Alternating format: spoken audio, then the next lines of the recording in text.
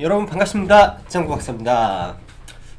대외 환경이 다소 어수선한 가운데 지난주 해외 증시도 그렇게 썩 만족스러운 반등은 못해 주었죠. 그러다 보니 장 초반 국내 증시가 약간 하락으로 자리를 잡았었는데 다행스럽게도 중국 증시가 개장하면서 10시부터 본격적인 반등을 좀 해주는 모습, 그리고 상당 부분 낙폭을 회복하고 상승 반전한 모습은 굉장히 오늘 시장이 긍정적이었다라고 볼 수 있을 것 같습니다. 대외적인 악재성 요인에 더해 오전에 수급적인 부분까지 있어서 좀 하락을 했었는데요. 대부분의 수급들이 최근 2차전지의 대규모 매도가 쏟아지고 있습니다. 이런 종목군들 분명 좋은 종목이지만은 이미 악재에 심하게 노출이 되어 있고, 여러가지 이 악재성 요인들이 계속 나온다라고 한다면 2차전지 섹터 싸졌다고 잡는 게 아니라 일단은 바닥을 잡는 거를 최대한 확인을 해야 됩니다. 그만큼 대형주가 한번 꺾이기 시작하면 그 꺾임의 흐름이 언제 끝날지 모르는 게 특히 대형주고요. 반대로 대형주가 한번 추세를 잡았을 때는 또 이 상승의 이 끝이 어딘지 모르는 게 보통 대형주의 흐름입니다. 그렇기 때문에 1년 동안 2차전지 섹터에서 시장을 리드해 왔던 종목군들이 본격적으로 꺾이는 시점이기 때문에 눌림을 쉽게 잡으면 안 된다 라는 관점이죠. 지속적으로 말씀드리고 있고요. 시장의 색깔이 점차 변하는 것을 많이 느낄 수 있을 겁니다. 그간 유동성 장세로 인해서 뭐 제약바이오, 뭐 대표적으로 테마로 올라가는 제약바이오, 그 다음에 코로나 관련된 종목군들, 그리고 언택, 그 밖에 2차전지 중소형주들도 대부분 많았었죠. 이런 종목군들이 성장해서 많이 올랐다면 오늘 시장을 봤을 때 IT 반도체 섹터가 올라간 부분은 분명 실적 장세를 준비하고 있는 모습이라고 저는 생각이 됩니다. 개인적으로 오늘 시장 조금 추가적인 조정을 속으로는 바랬습니다. 뭐 전체 시장이 뭐 깨지고 그런 거를 바란 게 아니라 제가 원하는 IT 반도체 섹터의 눌림을 좀 바랬는데, 사실 이런 종목군들은 눌림이 나오지를 않더군요. 그만큼 시장에서 이런 색깔이 바뀌었고, 오늘 같은 경우에도 시장의 양매도가 강하게 나왔음에도 불구하고 이 코스닥 중소형주 안에서는 IT 반도체 위주로 기관과 외인이 계속 주워 담는 모습을 여러분들도 확인을 하셨을 거라고 생각을 합니다. 그만큼 IT 반도체의 실적 장세가 아마 진행이 될 거고, 이런 부분에서 분명히 시장이 조정이 온다면 이런 종목군들로 이제 전면 포트 교체가 필요한 부분이죠. IT 반도체는 올해는 실적 장세가 확실하다고 저는 뭐 감히 말씀드릴 수 있을 것 같네요. 자, 시장은 보시면 확연히 과거의 주주들의 흐름이 별로 좋지 못한 상황 속에서 업종 테마가 교체되고 있는 모습이 지속적으로 나오고 있죠. 뭐 이미 많이 올라간 해운, 그 다음에 철강, 금융, 이 섹터들이 본격적으로 바톤 터치를 하면서 코스피의 키 맞추기가 진행이 되고 있습니다. 키 맞추기가 진행이 되고 있기 때문에 이런 부분 안에서 이 종목의 수급들 체크해 보시면 대형주의 방향을 보실 수 있을 것 같고요. 오늘 같은 경우에만 보더라도 사실 삼성전자, 하이닉스 물론 좋은 기업들이고 실적도 굉장히 좋을 겁니다. 그렇지만 시장에서 뭐 삼성전자와 하이닉스를 잡아놓고 딱 시장의 중심을 잡아놓고 나머지 종목군들이 한쪽에서는 빠지고 한쪽에서는 치고 올라가는 모습을 보이기 때문에 시장 수익률 측면에서는 굉장히 좀 불리한 모습을 보일 수 있을 것 같고요. 현기차 관점에서는 자동차 섹터는 그나마 2차전지보다는 훨씬 낫다라고 생각을 하고 있고, 올해 실적 부분에서도 자동차 섹터는 좋을 거라고 생각을 해요. 여전히 눌림목을 기다리고 있는 관점으로 보고 있고, 그 밖에 뭐 삼바, 셀트리온 등등 지금 힘을 못 쓰고 있는데, 일단 셀트리온 계열 같은 경우는 그나마 레키레나주의 유럽 승인 일정이 이제 다가오는 관계로 그나마 다른 제약 바이오보다는 모멘텀이 살아있다 정도로 볼 수 있을 것 같습니다. 오늘만 보더라도 시장에서 해운 업종, 특히 HMM과 페노션, 이 BDI 지수의 지속적인 신고가에 힘입어 오늘도 큰 폭으로 올랐었고요. 최근에 포스코에 대한 이야기를 한 번씩 드렸었죠. 네, 오늘 포스코를 거의 저점에서 편입을 해서 일단은 들고 넘어가는데, 철강 섹터도 나름 괜찮고, 금융 sek터는 앞으로 이미 정해진 방향입니다. 정해진 방향이고, 이렇게 생각을 해보면 돼요.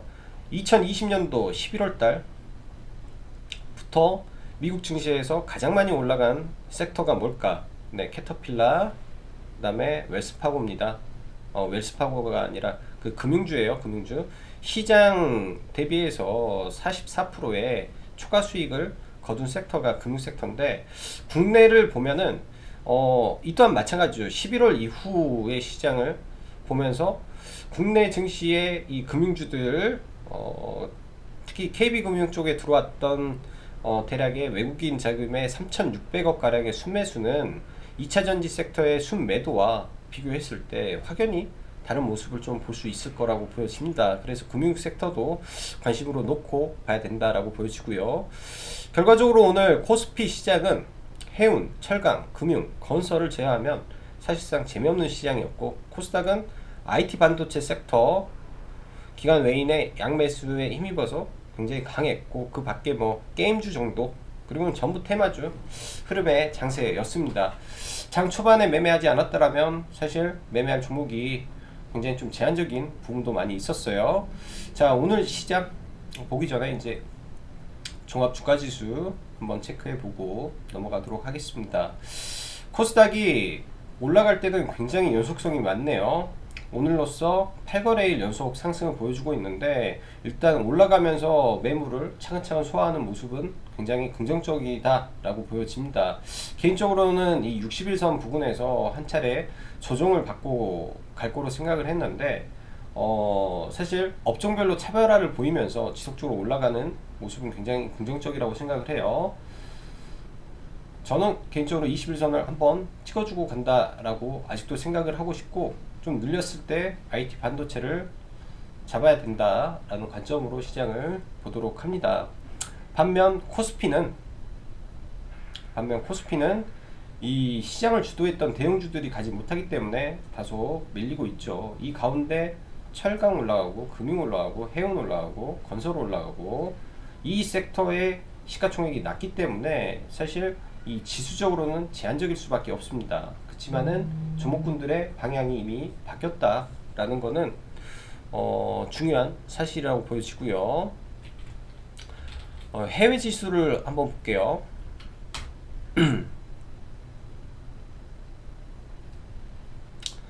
일단 해외 차트를 보면, 먼저 나스닥 경우에 이 21선 이평을 좀 깨고, 이런 자리에서 사실 쌍바닥을 만들어주고 올라만 가준다면 국내 증시에는 굉장히 좋은 흐름으로 이어질 수 있는데, 일단 오늘 밤에 좀 봐봐야 될 것 같고, 오늘 같은 경우는 상해 종합이 강하게 반등을 해주면서 국내 증시가 튀어 올라올 수 있는 동력이 좀 됐다라고 보여집니다. 개장 직후에 10시 반이죠. 10시 반에 살짝 눌리더니 종가까지 우상향을 해줬기 때문에 국내 증시가 이에 따라서 강하게 반등이 나왔다라고 보여지고, 상해 종합도 이 구간에서 사실 그렇게 많이 올라간 부분은 아닙니다. 네, 최근에 충분히 조정을 받고 다시 올라가려고 하는 모습이기 때문에, 뭐 기타 아시아 증시는 견주한 흐름을 보이고 있다. 그 중에서도 국내 코스닥이 일단은 제일 세 보인다 정도로 해석이 됩니다. 자,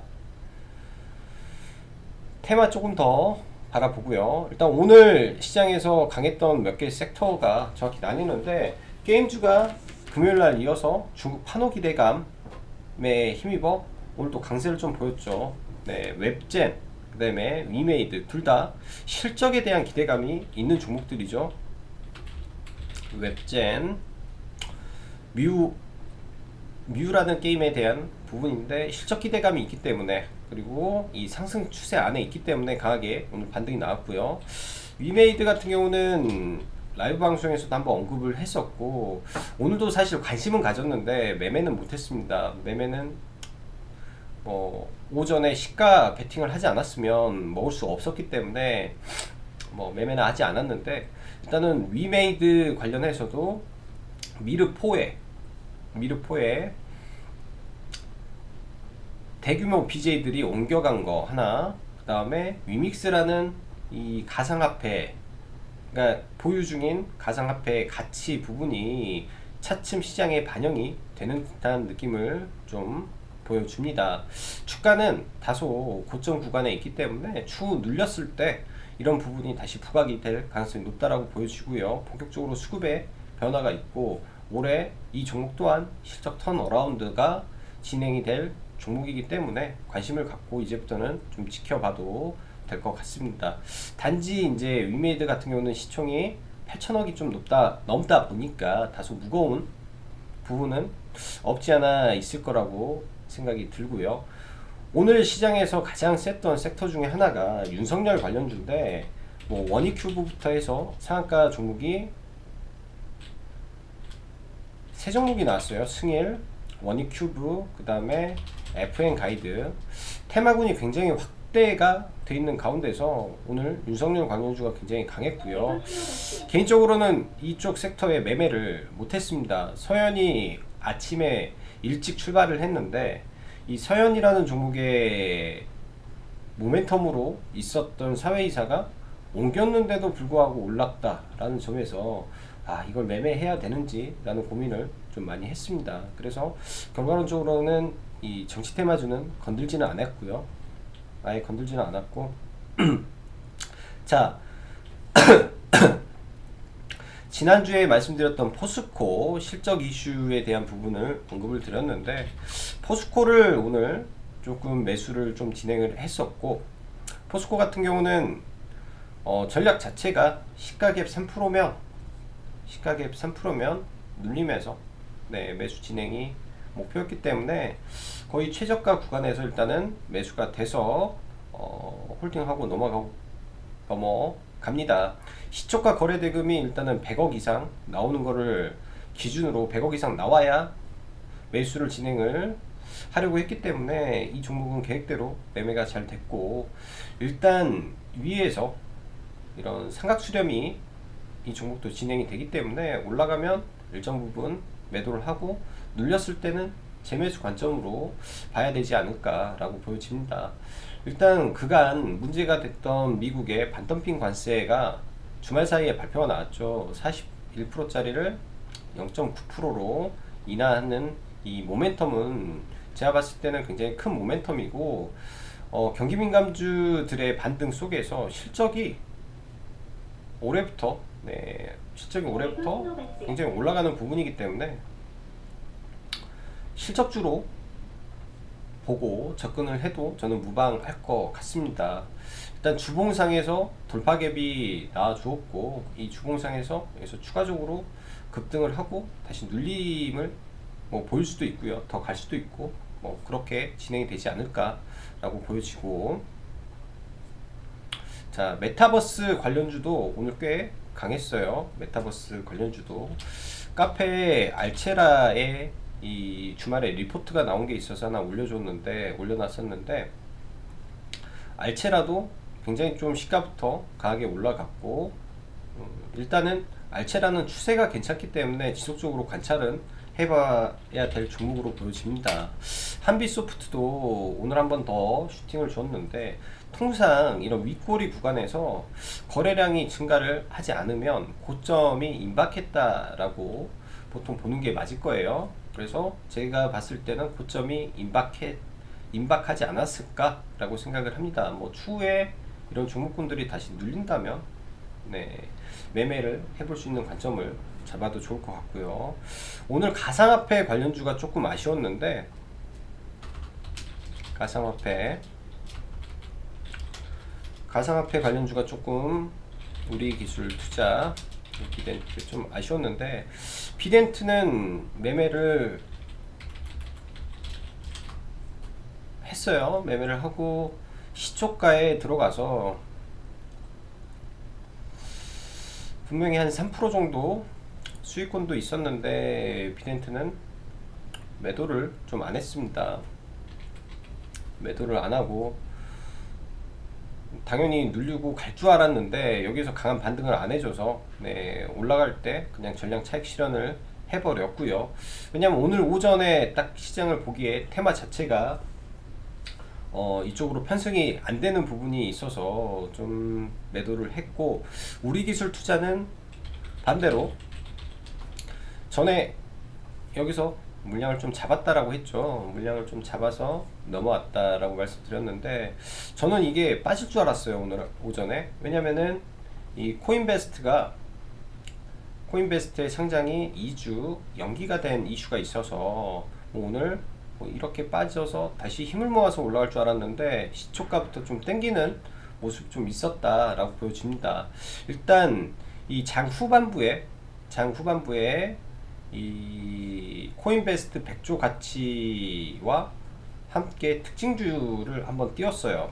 우리 기술 투자가 특징주를 띄우면서 여기서 뉴스가 나오니까 물량을 던지는 좀 모습이 나왔다. 단기 차익 실현 매물이 좀 나온 것 같고, 대신 이 종목은 지금 고점이긴 하지만은 위에서 엄청난 거래 대금을 분명히 터트리고 있는 종목입니다. 코인베스트 상장 연기가 됐지만 기존 735억 달러에서 이게 900억 달러로 시장 가치가 올라갔기 때문에 100조 이상의 가치가 지금 나오고 있다. 근데 코인베스트보다 거래 대금이 업비트가 더 많다라고 했을 때 이 종목의 모멘텀은 그만큼 시장에서 있을 수밖에 없다라고 보여지네요. 그래서 뭐 종목의 매매 방법도 다양하지만은 뭐 5일선 첫 자리라든지 눌렸을 때 공략을 해보면 저는 좋을 것 같습니다. 아마 내일장 뭐 기회가 또 다시 오지 않을까라고 조심스럽게 예상이 되고요. 자, 두산 인프라코어. 저는 이게 오늘 뉴스가 나오면서 시가에 갭을 들고 좀 출발을 했는데 한 8% 정도 갭이 나왔었죠. 한 10% 정도 나왔었나? 12% 갭이 나오고 좀 눌렸다가 올라갔는데, 이 구간에서 매매를 못한 게 조금 아쉽다라는 생각도 많이 듭니다. 사실 이 시가에 나왔던 이 거래량을 여기서 물량을 소화시켜줬고 대량의 외국계 매매가 들어왔음에도 불구하고 이거를 매매를 안 한 게 좀 아쉽고요. 사실 분할 합병에 대한 모멘텀이 이렇게 크게 작용을 할 수 있을까라는 생각이 많이 들어서 사실 좀 매매를 좀 머뭇거렸던 것 같네요. 매매를 머뭇거렸던 것 같고, 일단 의미 있는 또 돌파 구간이 나왔죠. 네, 종가상 신고가 구간들이 9,400~500원대 있고 이날 시가에 많은 거래를 터뜨렸기 때문에 이 종목이 밀리더라도 이런 자리에서는 또 강하게 튀어 올라갈 수 있는 구간이 분명히 발생할 겁니다. 뭐 9,400원, 500원 정도 되겠죠. 그런 구간에서 눌림목 매매는 가능해 보이고요. 눌림목 매매는 가능해 보이고, 자, 오늘 일정으로 뭐 로봇 일정도 좀 있었는데 사실 크게 시장에서 반영을 안 했고, 이 전기료 인상은 무산이 되면서 한국전력이 또 급락하는 모습, 그리고 러시아 장관 방문이 내일 일정이 잡혀 있는데 동양철관이라는 종목은 그 관점에서 종가에 좀 베팅을 하다가 생각보다 거래 대금과 시장에 이 집중을 못 받는 것 같아서 종가에 그냥 짧게 매도를 하고 마무리를 했습니다. 네. 딱히 지금 시장에서 일정주로 할 종목이 그렇게 많이 있지가 않아서 지금 종목군의 매매가 다소 답답한 부분도 있죠. 오늘 밤에 뭐 파월 의장이 디지털 화폐에 대한 발언을 할 예정인데, 사실 굉장히 높은 구간에서 오늘 발언을 했을 때 이 발언이 긍정적이면 좀 더 날아갈 거고, 만약에 부정적이라면 다시 떨어져 버리는 그런 모습이 나올 수도 있어요. 그래서 사실은 D-Day가 임박한 종목은 가급적으로 매매를 안 하는 게 흔히 말해서 신간이 편하다라고 할 수 있겠죠. 신간이 편하다. 그래야. 자, 그 다음 현대 일렉을 한번 볼게요. 현대 일렉 지금 이 구간에서 좀 힘을 모으고 전 다시 올라가 줄 걸로 보여지고요. 현대 건설기계 조정을 보이죠. 이 조정이 중간까지 내려오면 좋을 것 같습니다. 너무 비싸서 못 사고 있고 지속적으로 관심 갖고 봐야 될 종목이다 라고 생각이 듭니다. 자, 그리고 우리선 FNG 오늘 윗꼬리를 좀 길게 달아줬죠. 일단은 직전 고점까지 올라갔는데 이 종목 단기 반등 좋고, 제가 볼 때는 또 밀리면 좋은 구간에서 잡아서 이렇게 슈팅 내면 될 것 같습니다. 우리선 FNG도 잘 올라가고 있고요. 자, 그 밖에 뭐 LB 세미콘을 계속 LB 세미콘이라든지 원익 QNC라든지 좀 눌려주면 매수 관점으로 여러분들도 바라보시면 좋을 것 같고요. DB 하이텍도 사실 바로 가지는 못할 거라고 봐요. 대신 실적적인 측면에서 전혀 꿀리지가 않기 때문에, 전혀 빠질 가능성이 없기 때문에, 왜냐 작년보다 일단은 가격이 30% 올라갔고, 비록 증설은 이 DB 경영진에서 진행을 안 하기 때문에 증설에 대한 기대감은 없지만, 일단은 단가 상승에 따른 이 피해 증가가 아마 주가를 죽이지는 않을 거다, 그렇게 생각이 됩니다. 자, 오늘 하루 수고 많으셨고요. 지금 또 카페에 신규 가입 진행을 받고 있기 때문에 관심 있으신 분들은 카페에서 확인해 보시면 좋을 것 같습니다. 자, 오늘 하루도 수고 많으셨고, 그럼 여기까지 짱구 박사였습니다. 감사합니다.